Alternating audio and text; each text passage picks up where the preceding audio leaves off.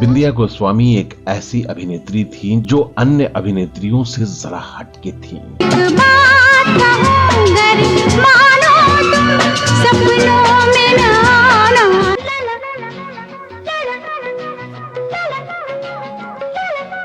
वो एक ऐसी अभिनेत्री थी जिन्हें कम बजट की फिल्मों का हेमा मालिनी कहा जाता था। लंबे लंबे बाल, गोरे गोरे गाल, और बात तो ऐसे करती थी। मामा छोड़ यार। जी हाँ दोस्तों, आज के एपिसोड में हम बात कर रहे हैं अभिनेत्री बिंदिया गोस्वामी की। न बहुत लाजवंती और न ही बहुत रूढ़िवादी।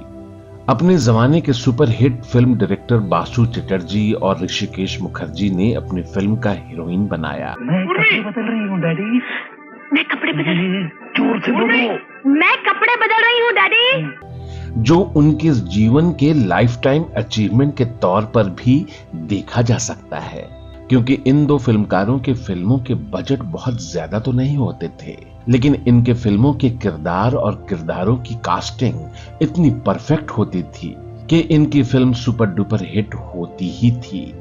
बिंदिया गोस्वामी की एक सबसे बड़ी गलती ये थी कि उन्होंने पहले से शादीशुदा हीरो से इश्क किया और 18 साल में ही उसी से शादी की और ठीक 4 साल बाद तलाक का झमेला झेलने के बाद एक बड़े निर्देशक से शादी कर लिया। पहली शादी तो लगभग गुड्डे गुड़ियों जैसा था, लेकिन दूसरी शादी जब बिंदिया गोस्वामी ने की तो घर वालों से बगावत कर अपने से 13 साल बड़े फिल्मकार से 1985 में शादी कर ली। प्यार मांगा है तुम्हीं से नए। अपने करियर के पीक पर बिंदिया गोस्वामी मात्र 20 साल की उम्र में लगभग 100 फिल्में करके अचानक हिंदी सिनेमा को अलविदा कह दिया। बिंदिया गोस्वामी 70-80 के दशक की इतनी खूबसूरत हीरोइन थी जो हमेशा अपने फिल्मों से ज्यादा अपनी पर्सनल लाइफ को लेकर सुर्खियों में रही। दोस्तों, बिंदिया गोस्वामी की खूबसूरती ऐसी थी जो प्रोड्यूसर हेमा मालिनी को अफोर्ड नहीं कर सकते थे या उनके डेट्स नहीं मिलते थे।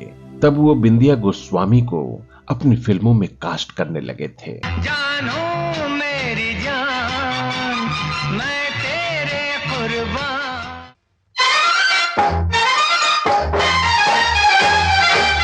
जुनून ऐसा कि वो छिप छिप कर एक दूसरे से मिलने लगे, लेकिन इन दोनों ने इस बात का भरपूर ध्यान रखा कि उनकी प्रेम कहानी मीडिया से बची रहे। पर दोस्तों, ऐसी बातें छिपती कहाँ हैं? उनके ही किसी जानकार ने ये बात लीक कर दी और लोगों को पता चला कि विनोद मेहरा ने बिंदिया गोस्वामी से 1980 में शादी कर ली। दिल के टुकड़े टुकड़े करके मुस्कुरा के। हालांकि विनोद मेहरा साहब ने बाद में बिंदिया गोस्वामी को मनाने की भरपूर कोशिश की, लेकिन उनकी ये छिप छिपाई वाली शादी 4 साल से ज्यादा नहीं चल पाई। तो बने रहिए हमारे साथ आज के इस दिलचस्प वीडियो में, जिसमें हम जानेंगे हिंदी सिनेमा के इस बेहतरीन और खूबसूरत अदाकारा के बारे में, जिसने मात्र 20 साल की उम्र में ही लगभग 100 से भी ज्यादा फिल्में की और अचानक हिंदी सिनेमा को अलविदा कह दिया। नमस्कार दोस्तों, मैं हूँ विजय पांडे और आप देख रहे हैं golden moments with Vijay Pandey. Video में आगे बढ़ने से पहले आप हमारा चैनल सब्सक्राइब करना ना भूलें।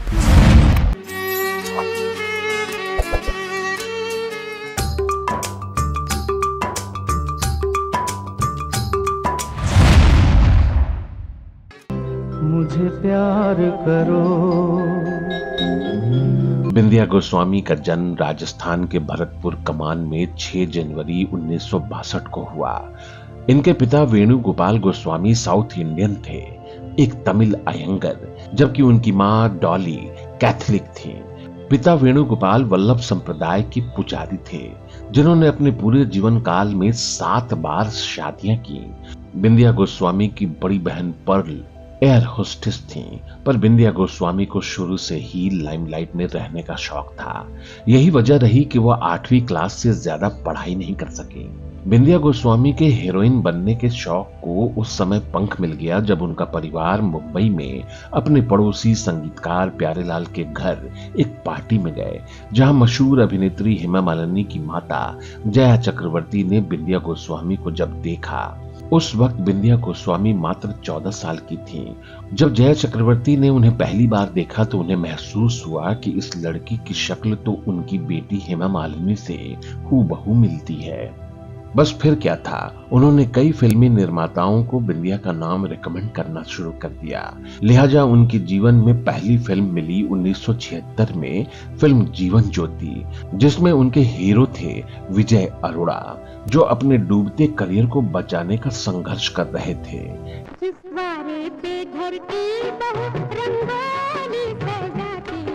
ये और बात है कि फिल्म बॉक्स ऑफिस पर ज्यादा कमाल नहीं कर सकी, लेकिन बिंदिया गोस्वामी अपने अभिनय से वो कमाल कर चुकी थीं, जिसके कारण हिंदी सिनेमा के निर्माता निर्देशकों की नजर बिंदिया गोस्वामी पर अटक गई। दोस्तों, उन दिनों पारिवारिक फिल्मों का दौर था और पारिवारिक फिल्मों के सुपरहिट डायरेक्टर बासु चटर्जी ने उन्हें अपनी फिल्म खट्टा मीठा में काम दे दिया। 1977 में रिलीज इस फिल्म के बाद रातों रात बिंदिया गोस्वामी लगभग स्टार हो चुके थे।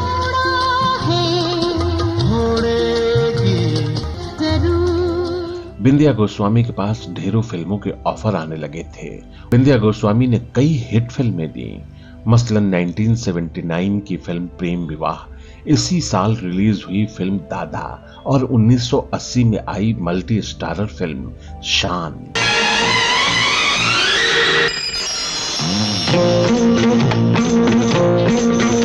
लेकिन 1979 में ऋषिकेश मुखर्जी निर्देशित सुपरहिट फिल्म गोलमाल, इस फिल्म ने बिंदिया गोस्वामी को बॉलीवुड में नाम और पहचान दोनों दे दिया, जो सदियों तक कायम रहेगी दोस्तों, क्योंकि ये फिल्में हिंदी सिनेमा की कल्ट फिल्मों में से एक है। दोस्तों, दूसरे शब्दों में कहें तो फिल्म गोलमाल बिंदिया गोस्वामी के करियर में एक मील का पत्थर साबित है। इस फिल्म में बिंदिया गोस्वामी का किरदार बड़ा ही जबरदस्त था और लोगों ने बहुत पसंद किया। दोस्तों, फिल्म गोलमाल को बेस्ट फिल्म फेयर का पुरस्कार भी नॉमिनेट हुआ था। ऋषिकेश मुखर्जी की super duper hit film Golmaal के ऊपर अब तक 5 रीमेक बन चुका है। पर दोस्तों, यकीन मानिए, बिंदिया गोस्वामी वाली फिल्म गोलमाल का नेचुरल कॉमेडी आज भी सब फिल्मों के रीमेक पर भारी है। दोस्तों, बिंदिया गोस्वामी के साथ हिंदी सिनेमा में एक बहुत ही अद्भुत बात दर्ज है, और वो बात ये है कि सबसे कम समय में ज्यादा और साफ सुथरी फिल्मों में काम करने का श्रेय बिंदिया गोस्वामी ने अपने नाम रिकॉर्ड कर लिया है। दोस्तों, 70 से 80 का दशक था जब पारिवारिक और रोमांटिक फिल्में सबसे ज्यादा प्रोड्यूस की जा रही थीं। इन फिल्मों में कर्णप्रिय गानों का भी बहुत महत्व होता था। वैसे तो बिंदिया गोस्वामी ने उस दौर के तमाम हीरोज के साथ काम किया, जिसमें सुनील दत्त, संजीव कुमार, शशि कपूर और शत्रुघ्न सिन्हा जैसे दिग्गज कलाकारों का भी नाम है। दोस्तों, 70 से 80 के दशक में बिंदिया गोस्वामी ने अपने अधिकतर फिल्में विनोद मेहरा के साथ की, जो पहले से ही शादीशुदा थे। लेकिन विनोद मेहरा ने अपने उस 10 साल के विवाहित जीवन की परवाह न करते हुए बिंदिया गोस्वामी से इश्क कर बैठे। कई सालों तक वो आपस में डेट करते रहे, जुनून ऐसा कि वो छिप छिप कर एक दूसरे से मिलने लगे। लेकिन इन दोनों ने इस बात का भरपूर ध्यान रखा कि उनकी प्रेम कहानी मीडिया से बची रहे। पर दोस्तों, ऐसी बातें छिपती कहाँ हैं? उनके ही किसी जानकार ने ये बात लीक कर दी और लोगों को पता चला कि विनोद मेहरा ने बिंदिया गोस्वामी से 1980 में शादी कर ली है। हालांकि उन दोनों ने कभी भी पब्लिकली स्वीकार नहीं किया। मीडिया की रिपोर्ट से यह बात पता चलती है कि विनोद मेहरा की पहली पत्नी मीना ब्रोका, जिनसे विनोद मेहरा ने अरेंज मैरिज किया था, मीना ब्रोका के भाई को जब यह बात पता चली तो उन्होंने मोर्चा संभाला और मीडिया के ही गलियारों से यह खबर आती है कि मीना ब्रोका के भाई ने बिंदिया गोस्वामी को धमकाया था कि वो विनोद मेहरा, जो एक शादीशुदा इंसान है, उनका साथ छोड़ दें। मीना ब्रोका के भाई की इस धमकी ने काम किया और बिंदिया गोस्वामी ने विनोद मेहरा साहब से अपनी दूरी बना ली। हालांकि विनोद मेहरा साहब ने बाद में बिंदिया गोस्वामी को मनाने की भरपूर कोशिश की, लेकिन उनकी ये छिप छिपाई वाली शादी 4 साल से ज्यादा नहीं चल पाई।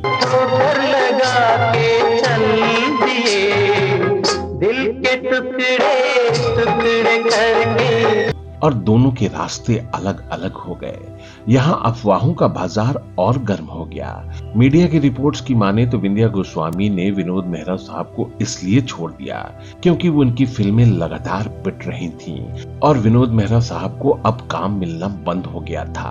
बहरहाल इस प्रेम कहानी का दुखद अंत हो गया। दिल के टुकड़े टुकड़े करके मुस्कुरा के चल। दोस्तों 1976 में फिल्म सरहद के सेट पर लिए चलता हूं, जिसके निर्देशक थे जेपी दत्ता, और जेपी दत्ता और विंध्या गोस्वामी से एक मुलाकात हुई और इसी एक मुलाकात में विंध्या गोस्वामी जेपी दत्ता से दिल लगा बैठे। विंध्या गोस्वामी को जेपी दत्ता के रूप में एक ऐसा भरोसेमंद इंसान दिखा जिस पर वो आंख बंद कर भरोसा कर सकती थी।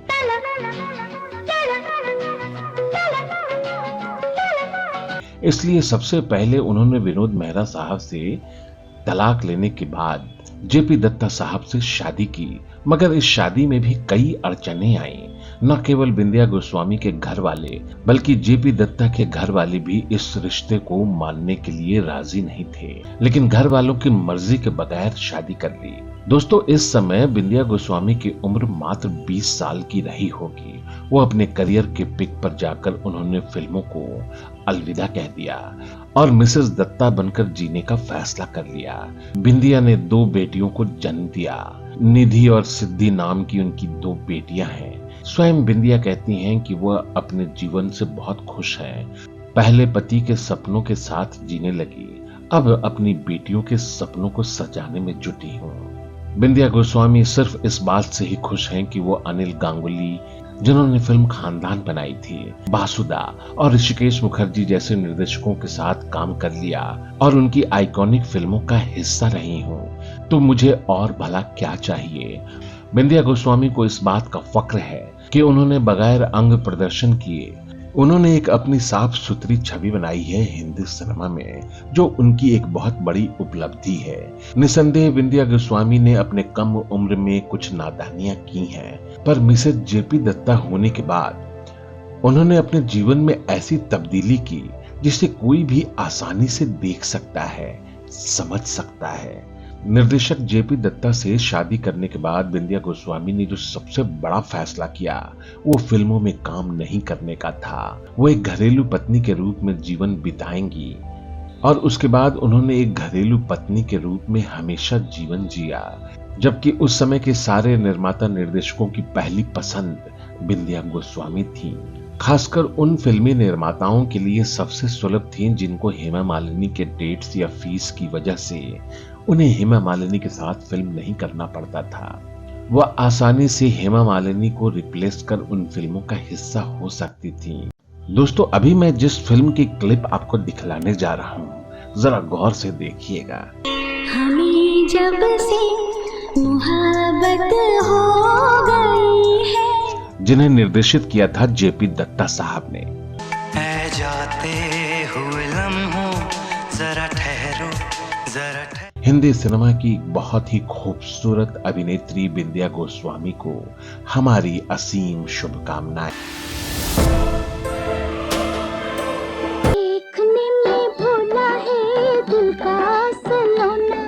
और दोस्तों इतना ही नहीं, शोमैन राज कपूर के साथ फिल्में करना कई अभिनेत्रियों का सपना हुआ करता था, लेकिन एक वक्त ऐसा भी था जब राज कपूर जैसी शख्सियत उन्हें फिल्म में कास्ट करने के लिए उनके कदमों में जा बैठे थे।